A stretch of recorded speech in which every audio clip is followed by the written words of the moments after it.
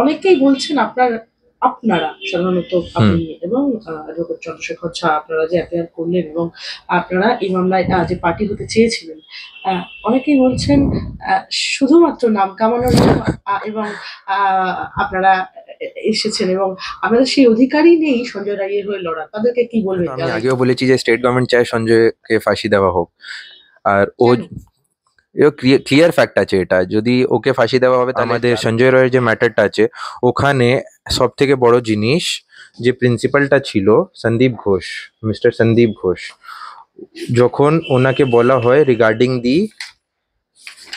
Fact যে একটা body পাওয়া গেছে, ডেড বডি পাওয়া গেছে, ওখানে সন্দীপকে যখন ইনফরমেশনটা দেওয়া হয়েছে তখন সন্দীপ ঘোষ কি বলেছে যে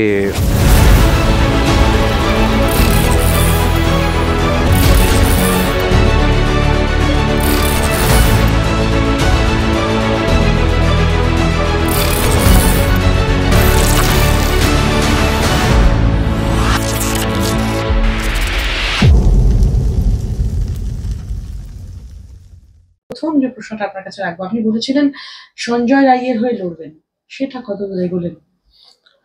দেখুন, তো আমি ছিলাম, আমি তো আগেই লড়ছিলাম সঞ্জয় রায়ের হয়ে, কিন্তু আমাকে তো এখন চান্সটা দেওয়া হচ্ছে না, কেন কি স্টেট অলরেডি মাঝখানে এসে স্টেট অ্যাডভোকেটসদেরকে দাঁড় করিয়ে দিয়েছে সঞ্জয় রায়ের হয়ে। আর তার উপরেও আমি এখনো চেষ্টা লাগিয়ে যাচ্ছি যে আমি কোনো না কোনো দিক থেকে সঞ্জয়ের হয়ে আমি এই ম্যাটারে সঞ্জয়ের সাথে আমি জড়িত থাকি, আর এই ম্যাটারে আমি অ্যাকচুয়াল কালপ্রিটসদেরকে বাইরে আনতে পারি। সেই প্রভিশনস কি কোথাও কি রয়েছে? মানে যেহেতু ওকালতনামায় আমরা দেখতে পাচ্ছি, আপনি নিজেও একটু আগে আমার সাথে কথা বলছিলেন যে সে কোথাও কি সেজুতি চক্রবর্তী যিনি সঞ্জয় রায়কে একদম ডিস্ট্রিক্ট লিগাল হেডের তরফ থেকে রিপ্রেজেন্ট করতে চলেছেন, সে জায়গা থেকে কি আপনার আর প্রভিশন থাকছে কোনোভাবে এই সত্য উদ্ঘাটনের যে যাত্রা তাতে সামিল হওয়া? দেখুন, এই যে ম্যাটারটা অ্যাকচুয়ালি যে হয়েছে, হাইকোর্টে যে স্টেট আপিল ফাইল করেছিল আর সিবিআই যে আপিল ফাইল করেছিল, ওখানে সঞ্জয় রায়ের ডিফেন্সটা পুরো কেটে দিয়েছে। ঠিক আছে, এটা অনেকই প্ল্যান্ডভাবে করা হয়েছে ওখান থেকে ওর আপিলের জন্য, ওর কনভিকশনটাকে রিডিউস করার জন্য বা ওই কনভিকশনটাকে পুরো নাল অ্যান্ড ভয়েড ডিক্লেয়ার করার জন্য যে রাইটসগুলো সঞ্জয় রায়ের কাছে ছিল ওটাকে নালিফাই করে দেওয়া হয়েছে। আমরা দেখতে পাচ্ছি এখানে বিএনএসএসে যে আপিলটা যে করা হয়েছিল সঞ্জয় রায়ের হয়ে, সঞ্জয় রায়ের এগেনস্টে যে আপিলটা ফাইল হয়েছিল থ্রু দি সিবিআই, ওখানে ক্লিয়ার কাট বলা আছে যে যদি কোনো আপিল সেন্ট্রাল গভর্নমেন্ট বা স্টেট গভর্নমেন্ট যদি ফাইল করে কনভিকশনটাকে বাড়ানোর জন্য, তখন যেই আপিলটা হবে কনভিকশনকে কম করানোর জন্য ওটা একসাথেই নেওয়া যাবে। তাহলে এখানে সঞ্জয়ের পুরো একদম আপিলের চান্সটাই পুরো চলে গেছে, কেন কি ও নিজের থেকে আলাদাভাবে কোনো আপিল ফাইল করতে পারবে না। আর এখানে টাইম বাউন্ডেশনও আছে, আমাদের বিএনএসএস এ ক্লিয়ার ভাবে দেওয়া আছে যে 6 মান্থসের ভেতরে কনক্লুড করতে হবে পুরো জিনিসটাকে, কেসটাকে। আর সেখান থেকে যদি সঞ্জয় নিজের অ্যাকুইটালের জন্য যদি কেসটা লড়তো তাহলে ওখানে ওকে পুরো 6 মান্থস নিজের অ্যাকুইটালের জন্য দেওয়া যেত, কিন্তু এখানে যখন স্টেট লড়ছে ওর কনভিকশনটাকে এনহ্যান্স করার জন্য, এখানে তো সঞ্জয় পুরো 6 মাসও পাচ্ছে না। ও কতদিন ধরে নিজের আপিল কনভিকশনটাকে কম করানোর জন্য লড়তে পারবে? ওটা তো পসিবলই না 6 মান্থসের ভেতরে কনক্লুড করা। এখান থেকে যদি কনভিকশনটা রেজ হয়ে যায় তাহলে ওর কাছে কোনো আপিল থাকবে না হাইকোর্টকে করা যে আমার কনভিকশনটাকে কম করে দাও বা আমি নির্দোষ আছি, আমাকে আবার রিট্রায়াল করা সুযোগ দাও বা কিছু, এসব তো এটা পুরো ডিসমেন্টাল হয়ে যাচ্ছে এখান থেকে। কেন কি আমরা যদি চাইও যে আমরা রিট্রায়ালের জন্য আপিল করি বা কিছু, ওটা পসিবল হবে না, because state has already moved and the CBI has already moved. Although the স্টেটের যে এটা আপিলটা ছিল ওটা ক্যান্সেল করে দেওয়া হয়ে গেছে অনারেবল হাইকোর্ট থেকে, কিন্তু সিবিআই অলরেডি আপিল অ্যাকসেপ্ট হয়ে গেছে, সিবিআই এর যে আপিলটা ছিল। তো ওখান থেকে এখন এসব তো পসিবল লাগছে না আমাকে, যা পড়ে আমি দেখলাম। একটা কথা শোনা যাচ্ছিল যে সুপ্রিম কোর্টে এসএলপি ফাইল করার কথা আপনি বলছিলেন। হুম এরকম একটা বিষয় আমরাও শুনতে পাচ্ছিলাম এবং আ এই একটা ইম্পোর্টেন্ট পয়েন্ট এক্ষেত্রে আপনি নিজে বলেছিলেন যে প্রয়োজনে তথ্যটাই আপনার কাছে ইম্পোর্টেন্ট, সত্য উদ্ঘাটনটাই আপনার কাছে হুম হুম ইম্পোর্টেন্ট। হুম সেক্ষেত্রে যদি আপনি সঞ্জয় রায়ের হয়ে না দাঁড়াতে পারেন, আপনি প্রয়োজনে নির্যাতিতার বাবা-মা অর্থাৎ ভিকটিমের মা-বাবাকে পর্যাপ্ত এভিডেন্স দিয়ে সাহায্য করবেন সত্য উদ্ঘাটনে। একটা প্রশ্ন আসছে যে নির্যাতিতার মা-বাবাকে এই কেসে পার্টিই করা হয়নি এবং আপনি নিজেও বলছিলেন যে তাদের যে সাক্ষ্য গ্রহণ হচ্ছে অর্থাৎ তাদের যে স্টেটমেন্ট নেওয়া হচ্ছে সেটা রেকর্ড করা হয়নি। কি বলবেন এই ব্যাপারে? দেখুন, যখন ফার্স্ট ডে যখন হাইকোর্টে এই ম্যাটারটা চলছিল, তখন অনারেবল জাস্টিস ক্লিয়ার ভাবে বলেছিলেন যে আমাদেরকে ভিকটিমের পেরেন্টসের শুনতে লাগবে, ওরা কি চাইছে, ওনাদের কি বিচারটা আছে ওসব জানার আমাদের প্রয়োজন আছে এখন। কিন্তু যখন সেকেন্ড ডে যখন হিয়ারিং ছিল, মেন সেদিন যখন হিয়ারিং এ আমিও ছিলাম, তখন ভিকটিমের মা বাবা ক্লিয়ারলি ওপেন কোর্টে সবাইকে বলেছেন, ইনফ্যাক্ট জাজকেও বলেছেন যে আমরা চাই না যে সঞ্জয়কে ফাঁসি দেওয়া হোক, আসল তথ্যটা বাইরে আসে আর আসল যারা ক্রাইম করেছে তাদেরকে ধরে ভেতরে করা উচিত। কিন্তু এই সব জিনিসগুলোর তাকে একদমই আউট অফ দি সাইট রাখা হয়েছে। কেন কি আমিও এক্সপেকটেশন রেখেছিলাম যে এইগুলো জিনিস, তো যত ইম্পর্টেন্ট ফ্যাক্টসগুলো ছিল এসবকে রেকর্ড করা উচিত ছিল আমার মনে হয়। কিন্তু এসবকেও রেকর্ড করা হয়নি। আউটসাইড কি হয়েছে আমি তো এসব কিছুই বলতে পারছি না এখন। আপনি নিজে তো সঞ্জয় রায়কে মিট করেছেন পার্সোনাল, ইন পার্সন।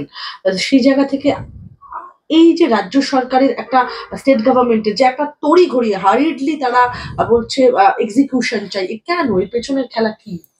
এতগুলো ক্রাইম হয় আমাদের ইন্ডিয়াতে বা ওয়েস্ট বেঙ্গলে, এতগুলো জিনিস হয়।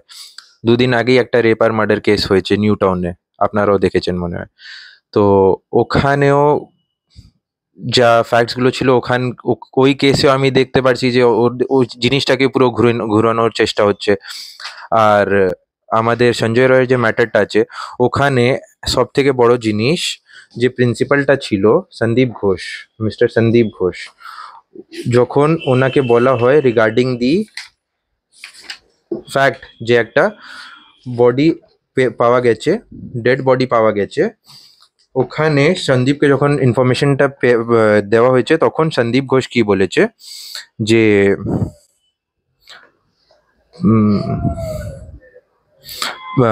principal had instructed him to send the body to morgue immediately to prevent any sort of problem in the hospital. এটার মানে কি? Any sort of problem in the hospital means, একটা যদি ক্রাইম সিন থাকে, ওখানে কোনো ডেড বডি থাকে, ওই প্লেসটাকে আগে প্রিভেন্ট করা উচিত, ওই ক্রাইম সিনটাকে পুরো প্রিভেন্ট করা উচিত আছে। কেন কি ওই ক্রাইম সিনটা আমাদের কেসে অনেক কাজে আসে। আর ওই ক্রাইম সিনটাকে পুরো ডিসম্যান্টেল করার যে সাজেশনস গুলো ছিল, ওটা সন্দীপ ঘোষের কেন থাকতে পারে? ও, আমি তো এটাই বুঝতে পারছি যে ওনার উপরও কোনো প্রেশার ছিল তার ভেতর। প্রেশার বলতে কি একদম স্টেট গভর্নমেন্টের প্রেশার বলতে চাইছেন? ওটা তো পুরো স্টেট গভর্নমেন্টেরই প্রেশার থাকতে পারে, আর কার থাকবে? কেন কি the hospital is run by the state government. So একদমই। আমি একটা প্রশ্ন করব। সঞ্জয় রায় কেন আপনি কি সঞ্জয় রায়কে মিট করেছেন? এই কেস থেকে যখন সরে এলেন তারপর না, থেকে মিট তারপরে করেছেন? আমাকে সঞ্জয় রায়ের সাথে কোনোদিনও মিট করে দেওয়া হলো না। আপনি দেখা করতে চেয়েছিলেন? আমি চেয়েছিলাম, কিন্তু দেখা করলে আমাকে পুরো ডিনাই করে দিয়েছিল। কত তারিখ নাগাদ আপনি চেয়েছিলেন দেখা করতে? ওটা আমার একটু মনে নেই এখন। কিন্তু আচ্ছা, আমি গিয়েছিলাম, আমাকে একটা পেপার দেখিয়ে আমাকে না করিয়ে দেওয়া হচ্ছে যে আচ্ছা। ওনার স্টেট লিগ্যাল এড থেকে যে অ্যাডভোকেট আছে উনি ওর সাথে দেখা করবেন, আর সঞ্জয় আর কারোর সাথে দেখা করতে চায় না। আমি একটা প্রশ্ন করব যশবাবু। যে সেজুতি চক্রবর্তী যার নাম আসছে অ্যাডভোকেট সেজুতি চক্রবর্তী। আমরা তো জানতাম যে সৌরভ বন্দ্যোপাধ্যায়ের যিনি একদম লিগ্যাল এডের তরফ থেকে শিয়ালদা অতিরিক্ত দায়রা আদালতে যারা সঞ্জয় রায়ের পক্ষে সওয়াল করেছিলেন তার জুনিয়র ছিলেন। সেজুতি চক্রবর্তীর নাম এক্ষেত্রেও দেখা যাচ্ছে ইয়েতে রয়েছে, মানে হাইকোর্টের যে এনলিস্টেড যারা রয়েছে তার মধ্যে রয়েছে।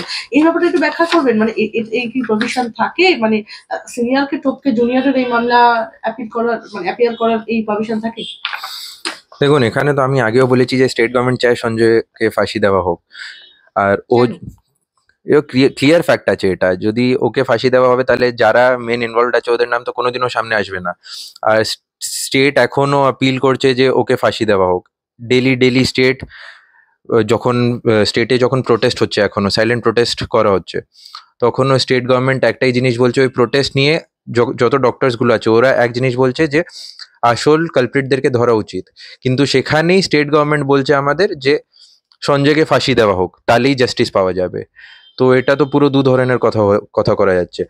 আর এখানে সেনযুক্তি চক্রবর্তী উনি অ্যাপিয়ার করছে অন বিহাফ অফ সঞ্জয় রয়। এখানে আমার একটা ডিসক্রিপেন্সি লাগছে। আর আমি একটা জিনিস যা আমার এক্সপিরিয়েন্স আছে বা আমি যা বুঝতে পারছি, এখানে আমাকে অ্যাপ্রিহেনশনস আছে যে ওয়াকালতনামাটা যেটা সই করা গেছে আর যে কোর্টে সাবমিট হয়েছে ওটা অনেক আগেই সাইন করানো হয়েছিল, যখন স্টেট লিগ্যাল এড বা ডিস্ট্রিক্ট লিগ্যাল এড যখন সঞ্জয় রয়কে লোয়ার কোর্টে যখন অ্যাপিয়ার করছিলেন সঞ্জয় রয়ের হয়ে, তখনই আই গেস যে হাইকোর্টেরও ওয়াকালতনামাটাকে সই করানো হয়েছে। কেন কি যখন ফার্স্ট টাইম আমি সঞ্জয়ের সাথে দেখা করতে গেছিলাম, আমাকে বাইরে বলা হয়েছিল যে through the correctional home controller যে সঞ্জয় স্টেট লিগ্যাল এড নিয়ে নিয়েছে।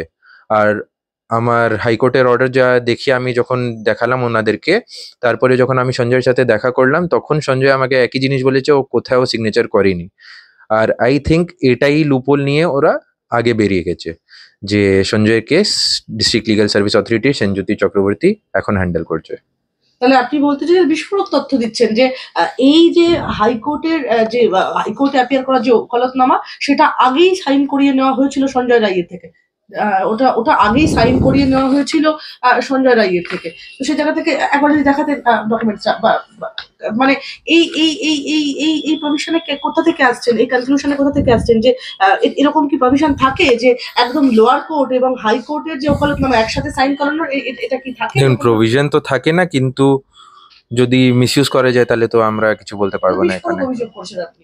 আমার এটা অ্যাপ্রিহেনশন আছে, আমি ক্লেম করছি না যে এটা হয়েছে, কিন্তু এটা আমার অ্যাপ্রিহেনশন আছে। কেন কি সার্কামস্ট্যান্সেসটা যদি আমি কম্বাইন করি বা ডটসগুলোকে যদি কানেক্ট করি, তাহলে এটাই আমি বুঝতে পারছি, একটাই কনক্লুশন আমার কাছে আসছে যে ইট মে বি ওয়াকালতনামাটা আগেই সই করানো হয়ে গেছিল যখন লোয়ার কোর্টে মামলাটা চলছিল। আমার একটা প্রশ্ন থাকছে আপনার কাছে যশবন্ত।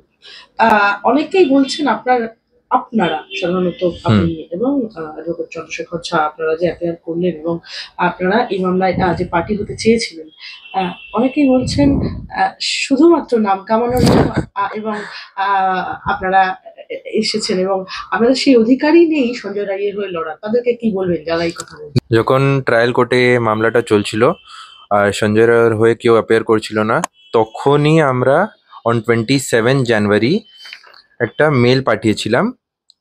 সেই মেলের কোনো হার্ড কপি আছে? আমার কাছে মেলের হার্ড কপি আছে। আমরা ওই মেলটা পাঠিয়েছিলাম ডিস্ট্রিক্ট জাজ, ডিএলএস এর সবাইকে আমরা মেল পাঠিয়েছিলাম, আর সুপ্রিম কোর্টকে আমরা পাঠিয়েছিলাম যে আমরা সঞ্জয় রায়ের হয়ে প্রো বোনো অ্যাপিয়ার করতে চাই। এই যে কবে এটা করেছিলেন?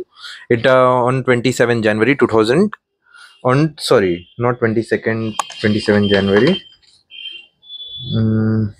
22nd August 2024 এটা ছিল 2024 এর 22nd August। তখন আমরা এই চিঠিটা পাঠিয়েছিলাম, কিন্তু যখনই চিঠিটা ওখানে রিসিভ হয়েছে the very next moment DLSA থেকে অ্যাডভোকেট অ্যাপয়েন্ট করে দেওয়া হয়ে গেছিল সঞ্জয় রয়কে। আর ডিএলএসএ যখন অ্যাপয়েন্ট করে দেওয়া হয়ে গেছে তখন আমরা নেক্সট ডে আমরা আবার যাই ডিস্ট্রিক্ট কোর্ট, আর ওখানে আমরা আবার ডিএলএস এর সাথে কথা করি যে আমাদেরকে এই ম্যাটারটা অ্যাপিয়ার করতে দিন, কেন কি আমরা প্রো বোনো অ্যাপিয়ার করতে চাই। কেন কি এটা সবাই জানে যে private legal defence is always the best defence, আর যেই লিগাল ডিফেন্সটা আমরা প্রোভাইড করতে পারবো ওটা তো স্টেট পারবে না।